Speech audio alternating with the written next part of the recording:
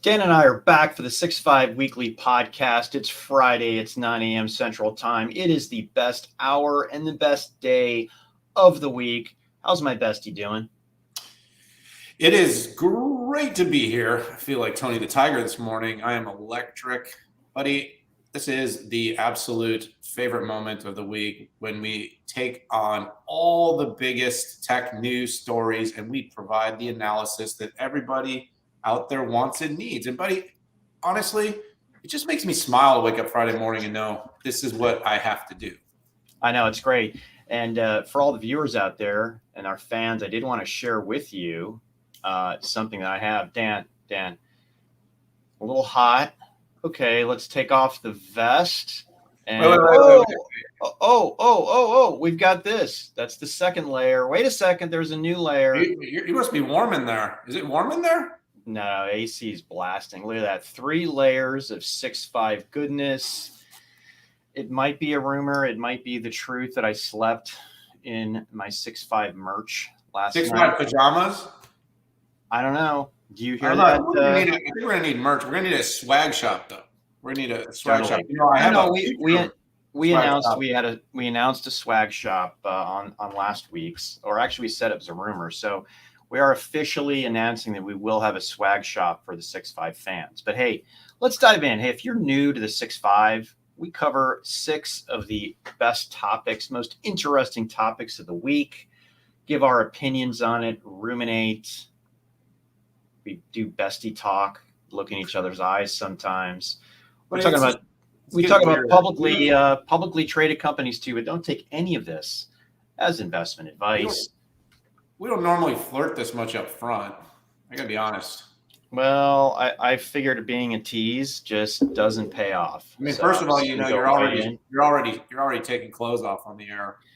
I was, and somebody on X asked us if we actually shared a room at Cloudera SKO, and I'm gonna just say maybe we did. Well, listen, I mean, who are folks to judge? You know, maybe it's about economic efficiencies here, Pat. You know, it's tough out there. You saw the inflation number was high. Inflation was high.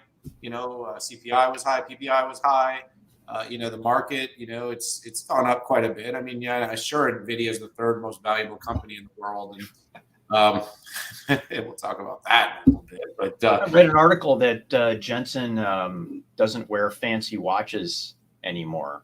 It was an interesting article in the journal. But hey, we have an incredible show for you. We're going to talk about NVIDIA possibly getting into the data center ASIC market.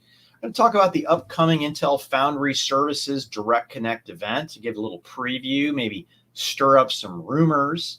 We're going to talk a little bit about the Plus Open Auto platform. I almost did it there. AI Open, not Open AI.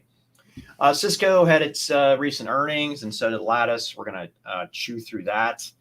And we're going to talk about Dan and Pat's trip to Cloudera Elevate 2025 sales kickoff event. And I'm going to kick off like I always like to, because I'm a selfish pig. NVIDIA. I never use the word pig. I just generally consider you to be really selfish.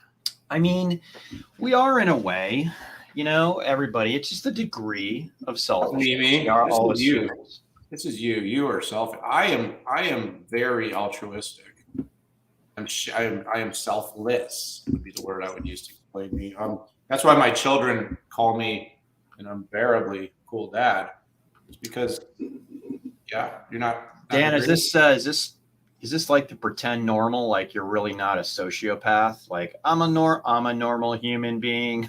Look at me. I am a dad. I am normal.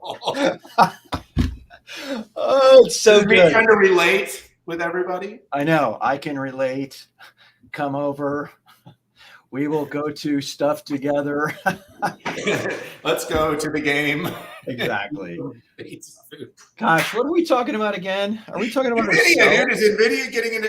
I'm gonna run the table on you on this one. We're gonna. No, you're not. No, you're not. No, I'm gonna run the table. I got like 20 questions. I'm gonna make you I'm gonna grill you on this one because you put out a post on social. It was so juicy, and I felt like it was. it didn't get the pickup because I don't think most people realize what you were saying. It's too complicated. But like, this rumor, man, there's a lot of implications. Yeah, so let's step back here. So NVIDIA is the data center GPU training, and I think with generative AI, inference king at this point. I think there was an article that said they had 95% data center market share. Probably makes sense. Maybe it's closer to, I don't know, 90, but it's in the 90s. It's big, big, big. And as we've talked about many times on the show, there are different ways to do training and different types of technologies and chips. And I like to look at it as kind of a barbell, right? Infinite flexibility. You have the CPU.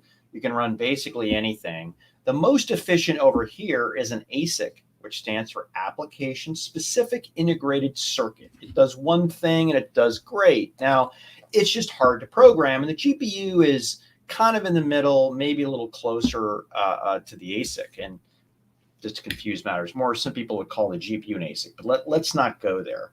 So the market right now for custom ASICs, you have Broadcom and Marvell. And then on the merchant ASIC, right, you've got stuff like Intel, Habana, you've got Grok, you've got Untether, companies like Untether AI. And we are seeing where it goes. Now, Dan, you and I have always talked about the AI ASIC being much more efficient and what's going on here. But the rumor says, and this came out of Reuters, that NVIDIA is chasing the $30 billion custom ASIC market out there. And yeah, I got a little bit provocative. And Dan, you read between the lines of what I was saying, which is, first of all, if this is true, totally justifies the market for data center AI ASICs. Been all GPUs so far. NVIDIA already ships tiny ASIC blocks on its data center GPUs, and it's called Tensor Cores. And by the way, on their Jetson platform, they have some specific, I think, ASICs for convolutional networks. I forget what it's called, DLA maybe. If this is true, you would totally expect NVIDIA play the CUDA compatibility software card, because right now people are all in on GPUs because they can get at least 3 generations of AI goodness out of them if we look back historically. And naturally, if they were going to do that, they would make this compatible with the CUDA tool set, the CUDA frameworks, and the CUDA models when it comes to generative AI. And the one thing I just popped into my head yesterday was, where's AMD in all this, right? AMD is a custom ASIC provider, a custom SoC provider to companies like Microsoft and Sony. It seems like they would be phenomenal in something like this. But hey, we'll have to see what happens. I give it a 90% chance that NVIDIA gets into this custom market. Hey Pat, so let me interview you really quickly here, because you haven't done a CNBC, so I'll be CNBC. You're going to be there. Just how hard, Pat, is it to enter the custom market? Well, it's a huge commitment, and typically in any custom ASIC market, there is hundreds and hundreds of millions of R&D that you need to spend up front before you get anything out there. Time frame is key too. I mean, the quickest reasonable ASIC that I've seen to pop out of the oven is maybe 4 years after inception, maybe 3 on a good day. Some companies will take what's called NRE, non-recurring engineering payments up front. We've seen that for AMD, and when AMD did some of the first Microsoft and Sony ASICs or as custom SoCs, they got big R&D payments that, by the way, made their gross margin, but they had to take the cost in their gross margin, which made the gross margin look low. But net margin business, it's really good. So net, it's hard, and it's a pretty big commitment, because you're also saying you're going to support the software for a very long time. Okay, two more quickies. So for companies like a Marvell and a Broadcom, Pat, is this an attack or is this complementary? So I think the market is so big that it would be complementary. I don't think this makes sense for the big hyperscalers. Just to be brutally honest, they already have a way to get custom done. I don't know. I don't see yet the incremental value that NVIDIA could bring over something custom. And it's hard for me to imagine how would it be custom if NVIDIA's layering it in. It's hard for me to kind of wrap my brain around that. All right. Well, listen, I've had fun interviewing you, Mr. Moorhead. Thanks so much for joining DNBC. Please have me on again. Listen, there's a couple things too that occurred to me, but first and foremost is what you just said is, look, the AI ASIC by the hyperscalers, they're going to go down their own route. What there is a little bit of an implication here that's super interesting, though, is we've heard, DGX Cloud, NVIDIA partnerships with companies like CoreWeave and others, like, if you're building competition, there is a benefit to potentially having this kind of IP and building. I also just, like I said, wonder, is it, what's it, about a $30 billion business? If it's worth chasing and how much incremental they're going to get out of it and where the incremental is going to come from. It's not going to be so much from the enterprise. So I have to imagine there's some net revenue expansion coming out of kind of this new AI data center concept and being able to do it at scale. But it's going to be really interesting, Pat, because there's a lot of speculation as to what's going to happen next. I saw something, and this maybe transitions us really nicely to topic 2, which is Intel's IFS event that's coming up. But Intel IFS, we're going to have Sam Altman on the ground. Yeah. Do you want me to shift to the? Yeah. Let's keep going. I did such a good job questioning you. You filled in most of the error, most of the gap of what I wanted to talk about. But I was thinking maybe we could bounce over. So there's a big direct connect event. This is like the mega foundry preview. I had a chance to do a little bit of have an upfront conversation with Intel CEO Pat Gelsinger, processing all that right now. But I'll share some things that I can on the record, and of course share some of my own speculation because that's always fun. But first and foremost, I think this is going to be a victory lap moment with the 5 and 4 and talking about kind of the whole IDM strategy. But the pivot really quickly is going to be, this is what the world is going to be interested in. Okay. The world is going to be interested in, besides the fact that, you're trying to address, supply chain resiliency, trusted supply chain, and all these other items. And we're also, we're going to want to see the world address the Sam Altman $5 to $7 trillion supposed needed investment. And we're going to want to understand who are going to be the partners and who are going to be the companies that are going to be capable of bringing leading edge process manufacturing to the West at scale. And so everything we're doing, you got to kind of do the math, Pat, to figure out how do you get from where we're at with a $52 billion investment, even with the matching for innovation and R&D that takes it up to about 4x that in spend, up and ramp that up to what Sam Altman's talking about with $5 to $7 trillion. The reason I keep mentioning Sam, by the way, Sam is going to be on stage at this event. So this is a really big moment. Sam's going to be there. Satya Nadella is going to be there. Ginny Raimondo is going to be there. You've got leaders from companies like, I believe, Pat, you shared this, like Cadence, Synopsys, a lot of IP companies are showing up. And what's really, really interesting is to get to $5 to $7 trillion, you're really looking at 3 parts. Everyone's kind of wondering, where did Sam get that number? And it's foundry, it's data center build outs, and of course it's power. It's actual global infrastructure that is required to support the scale. We're already seeing, the amount of power consumption because of AI. It's doubled, I believe, is the number in about a year's time since we've rolled out. But these are very power-hungry designs. So the world wants to understand what's the relationship. I think I saw Ed Ludlow on Bloomberg shared something this morning that Sam is ready to go get U.S. government backing to go after his chip venture. And why am I sharing that?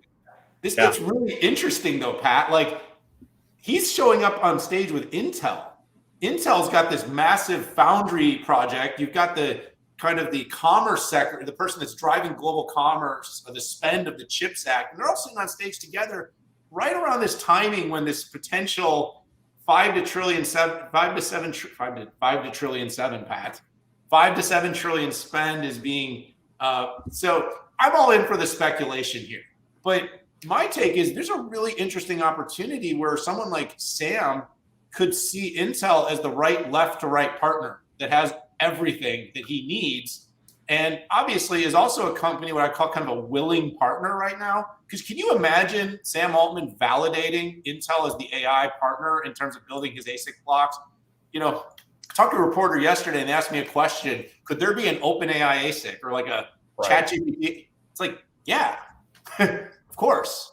And this is kind of where this really interesting sort of competitive stake.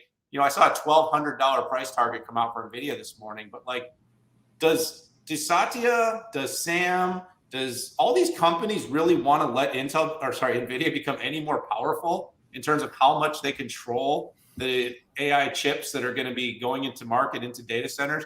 There's a lot of kind of these, different powers coming together right now, these forces coming together. And I think a lot of very interesting speculation is going to come on stage. I'll say one more thing. I seriously doubt anything of this nature is going to be announced. This is just me kind of putting together parts and pieces and saying, wow, Intel's been kind of accused of not hitting the AI opportunity. You've got the most prolific personality in the world on AI going on stage, bar none. I mean, did you see that thing they launched yesterday? Dude, we don't even need to go to events anymore. We just have Dan and Pat talking about Intel IFS Day, and it's going to create a 1-minute video. Sorry, sizzle reel makers. Game over. In fact, this has all been done in a year. So, like, I'm super excited about what the implications of this are. And what I'll say is, Pat was very humble. Pat Gelsinger, big Pat, was very humble. He was very, excited to kind of talk about roadmap, talk about execution, talk about packaging versus kind of wafer opportunities and stuff like that. But you couldn't help but notice just an optimism, which given the fact that 99% of the AI chip market's going to NVIDIA right now, what's that optimism all about? So that's me doing a little speculation. Yeah, at this point, all we can do is speculate. I think if there's going to be something big that's going to be announced, it's being kept really, really tight here. And by the way, if I look at the folks that are going to be on stage and what they represent, it's freaking huge, right? You've got Renee Haas from ARM. You've got the person in charge of I think he works for Charlie. He works Yuanjing Li, right? Central Engineering at Broadcom. We've got Eric Fisher from MediaTek, Jason Wang, the president of UMC, Art DeGuys, the founder and chair of Synopsys. It's interesting they sent him and not the new CEO, the CEO of Cadence. Maybe that was the reason, because Synopsys and Cadence are big rivals. Oh, and then Ansys, who's being acquired by Synopsys. And EDA, packaging, design, IP. It's crazy, Pat. Yeah, and by the way, I had a couple people on X hit me up that, what about NVIDIA? What about, by the way, NVIDIA is already working with IFS on Ramp C. That's the defense contract for the United States. While I don't know this for a fact, I believe the big packaging customer that they're talking about is for AWS with Graviton, Trainium, and Inferentia. Again, I don't know that. I'm going to speculate. Qualcomm, I do believe, is taking a slow roll on IFS, but I do believe if 18A works and the White House shifts critical infrastructure and they roll in smartphones in there, Qualcomm's going to have to do that. And by the way, Qualcomm is the most diversified design company out there in terms of its supply chain. They're everywhere and they work with everyone. And I find it hard to imagine that they wouldn't work with Intel. But the way these big deals go, the big kahuna deals, Dan, is you get something strategic in exchange, right, for this. And Qualcomm is very strategic company. They know how to play this game. I mean, I'm dying to know. I mean, if Sam gets up there and Satya gets up there and just talks about milk toast, it's going to be seriously disappointing, particularly when Altman is out pounding the pavement on whatever the heck he's doing between chips and data centers and foundries. Yeah, like I said, did you hear what I said about Ed Ludlow? He tweeted out that Sam's ready to go ask for funding. Yeah, I saw that. I saw that this morning. No source, no name, no nothing. But well, I like to speculate on speculators. Oh, that's good. But I mean, that's an analyst thing to do. Bloomberg does tend to get a scoop from time to time. But it is very interesting, and just how fast this stuff is moving. It's just wild. Yeah, totally. Hey, let's move to the next topic. And guess what? We're going to talk more AI. Dan, it's just all about AI at this point, isn't it? So Plus is a platform provider, hardware and software for autonomous driving. You're like, well, wait a second. We never quite heard of them before. Well, that's one of the reasons we're bringing this to light. They are actually the market leader in autonomous trucking. Now, their software is very applicable to passenger cars as well. You would think how many tons is a big truck, Dan, fully loaded? I should know this. I don't know this though. Anyways, it's tens of tons, likely, probably more, because a car is only 2 tons. But anyways, it is in many ways, if you can get it right for trucking, it seems like you could get it right for passenger vehicles. They've cut big deals with big trucking companies, Iveco, retailers, and things like that. But anyways, the big announcement that they had is they are going to now sell their software in modules. So they are splitting up the bundle. So if you are a tier 1 or an automaker and you just want, let's say, AV functional module or an offboard module or a vehicle integration module, you can grab those. And then what you do, right, you connect the sensors, the actuation, computing platform, and you can integrate that all together. If you're an OEM, I view this move as very customer centric. I'm very interested to see, like right now, they're on the NVIDIA computing platform. I think they will have to move in the direction where they're compatible with Qualcomm. They're compatible with Intel. And by the way, check out, Intel just threw their hat back in the ring, not to be confused with Mobileye. Read the white paper on our website if you want more on that. And obviously AMD has aspirations as well. And by the way, Intel would be an interesting partner because if you remember our interview with Jack Wiest, he talked about wanting to collaborate with other ADAS software suppliers. It almost seems like a perfect combination. So there were no customers listed in the press release. I had the chance to talk with Plus CEO David Liu on it, and I'm going to be doing a write-up shortly. But I love it, man. Customer centricity, baby. You want modules? We will give you modules. Yeah, I mean, Pat, look, you and I have both been pretty bullish on the Snapdragon platform for auto. And the reason was really the digital chassis has been all about kind of building blocks. So the original thesis of Plus was a little bit more of these kinds of complete systems, turnkey. It was really twofold. It was either kind of the augmented vehicle of truck of today, or it was this net new future vehicle, but it was going to be ground up, built on their platform. Now they're basically saying, look, we've got building blocks that you can put into use, and we're gonna license, sell And I didn't have the conversation you had, so I'm working off the press release. But the bottom line is I think they needed to open this up to create a bigger TAM. It's more market. It's an opportunity to diversify who they sell to and take the IP that they've been working to build and make it available to a broader set of customers. You know, they've been out there for a while now. You and I have actually ridden in these trucks. We've experienced the Plus truck in San Jose. We actually drove around and so we know what they're doing. We know that they're innovating. But I think the modularity gives them more flexibility in their go-to-market. It's just, and I think right now that's what they need,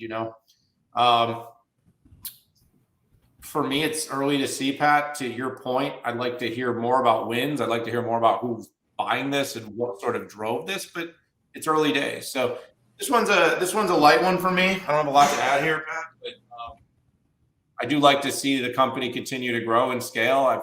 I've enjoyed the interactions we've had with David. I look forward to reading your analysis. So let's jump to Cisco. Yeah, Cisco did Q2 FY 2024 earnings. They announced some layoffs. Dan, what's going on here? Well, so it's it's kind of one of those the devil's in the guide. The actual results again were good. When you say a beat on both the top and the bottom line, and they did do that. But what's the attention drawn to? Well, the attention was drawn to a second consecutive quarter of softer guide, which, Pat, that's indicative. I mean, Cisco is a bellwether of the IT industry.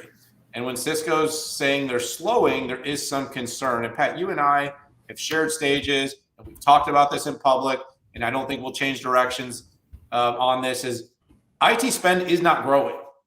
Our data is pretty emphatic about that. So while we've got all this enthusiasm and excitement, what's happening is all the budget that traditionally went to other parts of the IT stack, it's being reallocated. And so companies that have a smaller AI play are at risk right now. And Cisco has a substantial AI play from a picks and axes standpoint. Their software growth has been meaningful. The Splunk acquisition definitely brings them deeper into that sort of all roads go through Cisco. And on a really positive note, and I put this out into the Twitter sphere to a pretty good reaction, is despite lowering guidance and resetting expectations to some extent, there was one data point that I just absolutely loved in the Cisco number this quarter, and that's 50% of its business now is subscription. 50% of its revenue, and it did $12.79 billion in revenue this quarter. That means $6+ billion in the quarter was subscription revenue. That's a massive turn. We spent time, I think a year ago, we were with Chuck Robbins at MWC, and one of the big topics of that conversation was all about the pivot. The company's very aggressively over the last several quarters seen its revenue jettison from where it was to almost to the 50% number. So that was a number that I've been looking at for a long time. There's you kind of go through the pieces and it looks kind of strained everywhere. Where it was growing, it was single digits. Where it was contracting, it was single digits. It wasn't like there was a part of the business that you could look at and be like, oh, that was the reason that this number slowed. It was sort of across the board. But one thing, Pat, and this is really an interesting sort of inflection as it relates to what does the market like, and job cuts the market likes right now. And I know this is has the market ever not liked job cuts? Well, so I've never seen it quite do as much for the stock upside as I've seen in the last couple of years. I mean, you look at Meta. I mean, they absolutely were getting crushed because just people had started to lose faith in the company's ability to be profitable while it was trying to innovate. But right now, I mean, look, these companies are coming out. They're coming out bold and they're making cuts. 5% is a lot. It's over 4,000 jobs. And you never want to take these kinds of cuts and make light of them. It's very important. These are people's livelihoods and people's careers. And so it's very sad. But, CNBC shared the number, Pat, that there's been about 144 tech company layoffs just year to date and almost 35,000 workers. So, there's this whole everything's great in the economy BS. But the truth is I feel like a few companies are sort of propping the entire market up right now, and it's almost entirely AI driven. And so every company on the planet right now that doesn't have a strong attachment to the AI growth story is struggling. And Cisco's a great company that has a lot of AI, but still is not able to make the transition with the implementations and integrations as quickly. And it needs to reduce its cost to make sure it can deliver on its promise to its shareholders, which is always a very tough predicament to be in. Yeah, I like to separate company-inflicted wounds and market-inflicted wounds, and I put this clearly in the market. The only thing I can't fully get around is the quote, and I'll quote Chuck here. Customers have been taking time since the start of our fiscal 24 to deploy elevated levels of product shipped to them in recent quarters, and this is taking longer than our initial expectation was put in there, but them getting it up and running, which would drive more demand later. And by the way, we see this with the hyperscalers. So I don't fully understand that. What I 100% understand though is weak demand with our cable and telco and cable service provider customers. The entire industry is down with that, and Chuck said it's going to take 1 to 2 quarters to burn down that interview. I was super impressed with Splunk. On the call, they said that they expected to add $4 billion in incremental ARR. I love this acquisition. I love cross-cloud capabilities that Cisco has been investing in, because quite frankly, regardless of whose networking and whose compute you use or where it's at in the cloud, private cloud, on-prem, they still make money on it. Some other good stuff is that, Meraki, they're seeing faster revenue growth in wireless, slowing in switching. And many times that's a precursor to what equipment has been installed. In fact, wireless orders were up 50% of deals over $1 million sequential. And I think that's big. Other areas that aren't necessarily reliant on the network, security and collab, they both saw double-digit growth. And probably the one thing that surprised me the most, and I really need to do the double click on this, it said 3 out of the 4 top hyperscalers are deploying Ethernet AI fabric. Now, they use web scale, and I'm just thinking that must be hyperscale, but I need to go back and do that. So net, I think this is a momentary blip here, especially for service providers. Continue to be impressed with the cross-cloud service capabilities that aren't necessarily reliant on the network. The company does need to figure out why that equipment took longer to install. Hey, are they mowing the lawn behind you? I'm hearing a bunch of noise. I hear nothing. Okay, that's awesome. No, but that's all I got, man. And hey, let's go into Lattice Q4 and Q4 23 and overall earnings for the year. So overall, right, they had a miss on revenue by about 3%, EPS small beat, maybe we call that meat. And the forecast was about $25 million less than consensus. And, you can imagine what the response was, right? I think they were off single-digit percent. What I did is I did a drill down into the call, Jim Anderson's call, to go through. I'm really looking for what's the drill down on some future opportunities. And one of those is AI. And for the first time, the company said that they gave a revenue percentage that AI is delivering. For 23, it was 13%. And they said they expect to double this over the next few years. I wish they would have said 2024, but they said over the next few years, which over the next few years versus 2024 is tough for people to know exactly what that means. I really did enjoy, though, the drill down of where the applications that are driving AI. So first of all, AI servers, the control, management, security. And Dan, when we did the walkthrough of the AWS Silicon Lab, whose chip did we see on the main board of the Trainium and Inferentia systems? We saw a Lattice chip.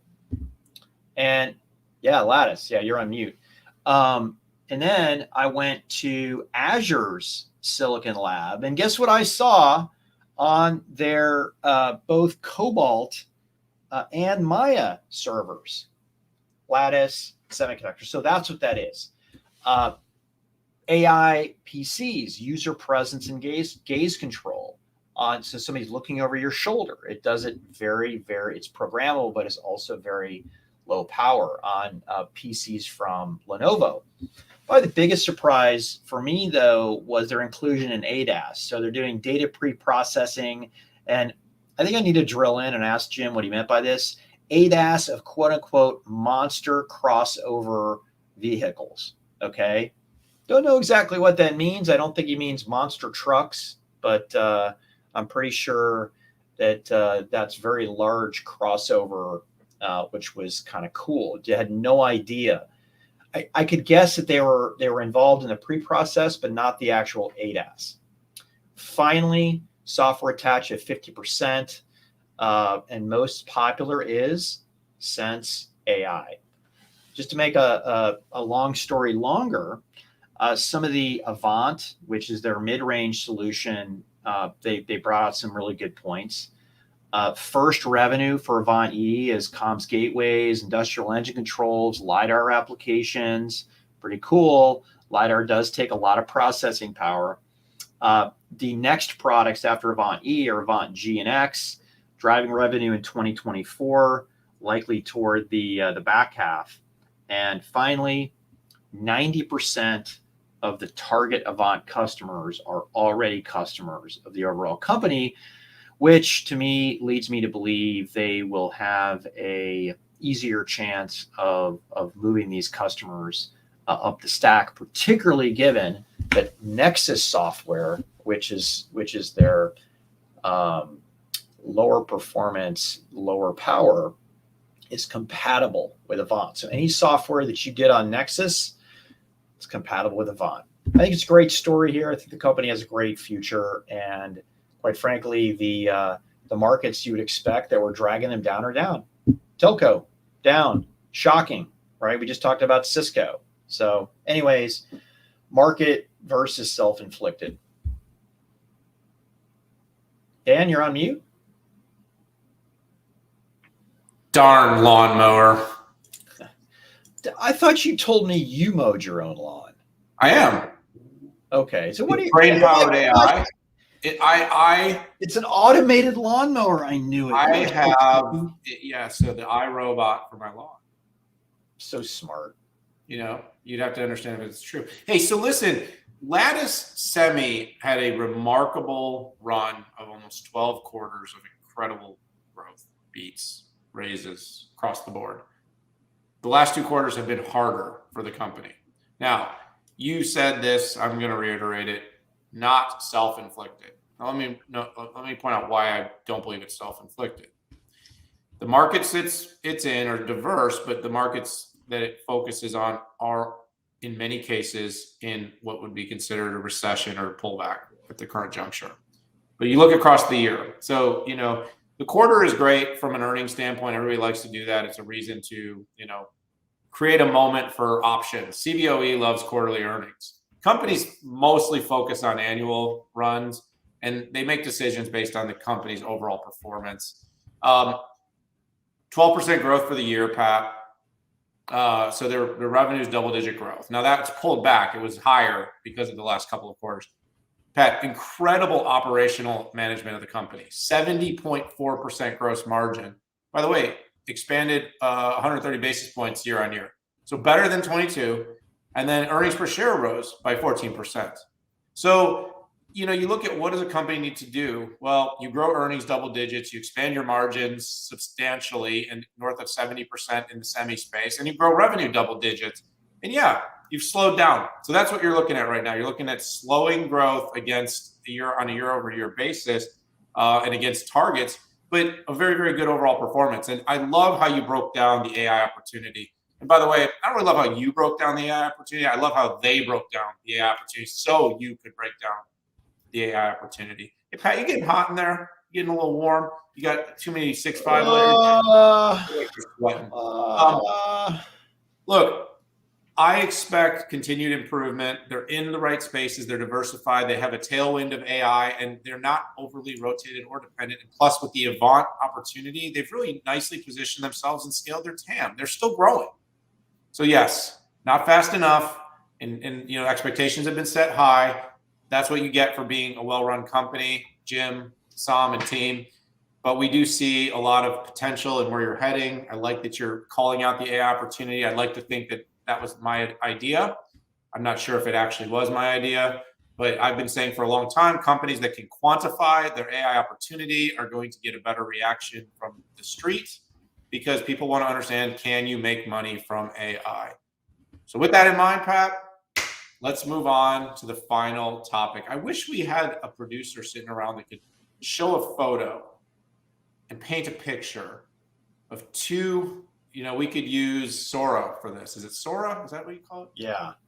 We could use Sora and say, place two of the funnest, most thoughtful, most fun, kindest, fairest analysts on stage at a global sales kickoff in Miami, Florida, and have them look like they're having a lot of fun talking about data management and AI.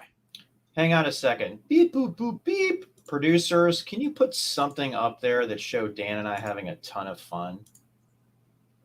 Maybe we can. There we go, baby. Go, let's go, Dan. Go. There it is. Look at this. After thank you, producers. Plus customer interviews that we've done on the 6.5, Pat and I have never shared a keynote stage together. We've both done tons of these, but we had the opportunity to head out to Hollywood, Florida, north of Miami. And where is that, Dan? Where's Miami? North of Miami, south of Fort Lauderdale, on the beach. We might have taken a stroll up the beach, done some of the planning in the morning together. But no, Pat, we didn't hold hands. But should have. This was a really important moment for a company that has so much to bring. Now, again, you're talking about a company with an exponentially larger amount of data under management than the likes of Databricks, Snowflake, and other sort of born on cloud. Great photos. I love it. This is also a company that has real challenges to earn the market's respect as a high growth data management platform that is readying the enterprise for AI. So when we were there, that's what I was listening for. We were there to provide our outside-in perspective as analysts as to what these companies need to do to compete in the market. And of course, to better understand the opportunities that a company like Cloudera has with a true kind of born on enterprise data center first hybrid multi-cloud fabric designed for compliant, governed data management that can be utilized for AI. 7 to 8 months ago, company really didn't have much of an AI story. Under the new leadership, of Charles Sansbury as CEO and the team that he's brought in, Mary Wells as CMO, we've seen incremental and meaningful improvement in that story in just a short period of time. But there needs to be more. And that was what you and I believe, challenged and at the same time shared that, hey, we see a lot of potential. You have all these customers. What do they have? It's about half of the Fortune 1000. It was a number that Charles saw. It's a big number, though, that used Cloudera. And it's a big, big number of companies out there in that sort of, multi-100 billion plus that all trust Cloudera for data management. Having said that, A lot of challenges coming from different directions. I think they are more prepared than I've seen over the last 3 or 4 years. We've been tracking them for, I've been tracking them over half a decade. I think you a little bit longer. More prepared to innovate, but like I said, it's more necessary than ever before that they get their AI story quickly in market and get it right. And by the way, look out in the market for Patrick and I's sit downs with Charles. We did a sit down with Charles, not just on stage, on the 6.5, with their new chief product officer, Ditko, and then boss Ricky, their chief strategy officer, Pat. So good day, good event, great to be on there. And buddy, great to share a stage with you. I know your short torso made you look a little bit shorter than I did when we sat down, but it was so fun to be up there with you. The camera made me look like I've been sitting in a tanning bed for like 12 hours before. But we did take a stroll on the beach together before we had breakfast together, though. That's what I said, we strolled gently. Yeah. So I'm going to hit on the big opportunity here. So I do want to say categorically that a data management platform that only leverages the public cloud is a dead end. It's kind of like the same thinking 10 years ago that only do the public cloud. The reality is that you have data and you have infrastructure, heck, on mainframes, on x86 servers, on-prem, on private cloud, on-prem, on sovereign clouds, private clouds.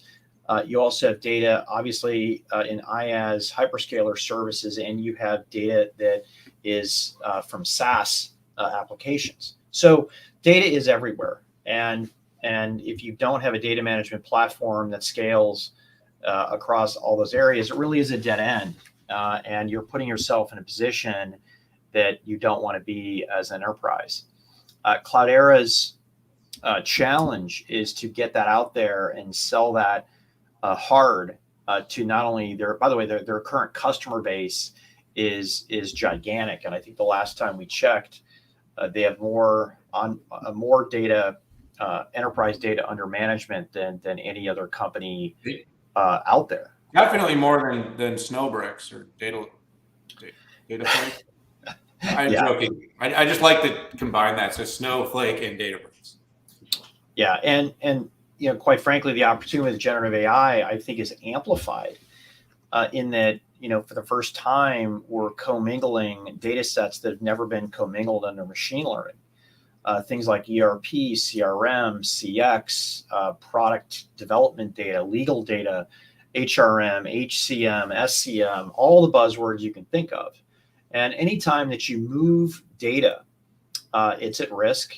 And anytime you commingle data, particularly generative AI, you have a risk. And that data needs to be managed. And the company that's managing pretty much all of the highly regulated industries is Cloudera. So I think this is Cloudera's opportunity to lose or to win, depending on how you look at it. They need to get their customers talking about what they do, either on the record completely or anonymously to show others. And, they need to go after born in the cloud folks. So, Dan, it was a great show. I hope everybody agrees. I mean, so much going on. I'm looking forward to next week not having to get on an airplane, I think. But listen, if my customers need me to be on a plane, I'll be in a plane. But I've been on the road for 5 straight weeks in an airplane. And I know. But next Saturday, I get an airplane to go to Spain. Next, you know what? Next, we're going to whine about the weather, right? Only as we get older. We're going to ask. Wait. Hold on. We're going to whine about the weather. Then we're going to see, is the dinner? Can I get in for a dinner at 4:30 p.m.? And then, is it too early to go to bed at 8? These are going to be our topics of the 6.5 as we continue to age here. Well, I'm there. Not really. Oh, by the way, everybody out there, if you wonder, because everyone's like, oh, you travel, you go to all these great places. We are the most boring people you will ever meet. I can't tell you how many, like we might be fun here. We're fun here. You got to hang out with us here. But like we go to like a meeting, they're like, oh, we got a party, all you can drink, open bar. You and I go in there, we walk around, Ice waters. Say hi to the customers, and we're like 7:30. Think anyone noticed if we go to bed? No, we went to CES, went to Las Vegas, didn't have a single sit down dinner, and didn't have a single drink. And that was and I was typically in bed by 9 or 10. So, no, I mean, listen, when you got to grind, you got to grind, you know? I mean, I just want to point out that we're fun in our own way. We're unique. Oh, in other ways, we're special. Well, that's why we started this show, right? Like we are hanging out now. I like I like their personalities. They have good personalities. I love y'all. Hey, give us some feedback. Give us some feedback on the pod. Now, I'm not supposed to say the S word, right? Or we get deranked. I don't know. Join us as part of our community by hitting the button that starts with sub and ends with subscribe. Yeah, something like that. We'd love to have you as part of the 6-5. And Pat, where are we next? We're at MWC. Yeah, that's the next big. We're in Spain. I don't know how we. And by the way, just if the audience was wondering, we're not even on the same flights, and we're not even staying in the same hotel. I can't believe that, man. You need to fire your entire staff. I don't know how that happened. Or you know what? Let me jokingly say, sure, I'm going to fire everybody. We'll see if anyone listens. Does any of the staff listen to the show? If they actually listen to the podcast, we'll see. I should ask my staff. I'm going to fire everybody on my staff too. Let me know if anybody on my staff watches. Okay, folks, we really appreciate you. Have a great weekend. Really appreciate you. We are nothing without you. Not really. We are, but we do appreciate you. That was really sweet. Just say goodbye. God, it's dragging. I'm trying. Bye. I'm trying to be a normal human. All right.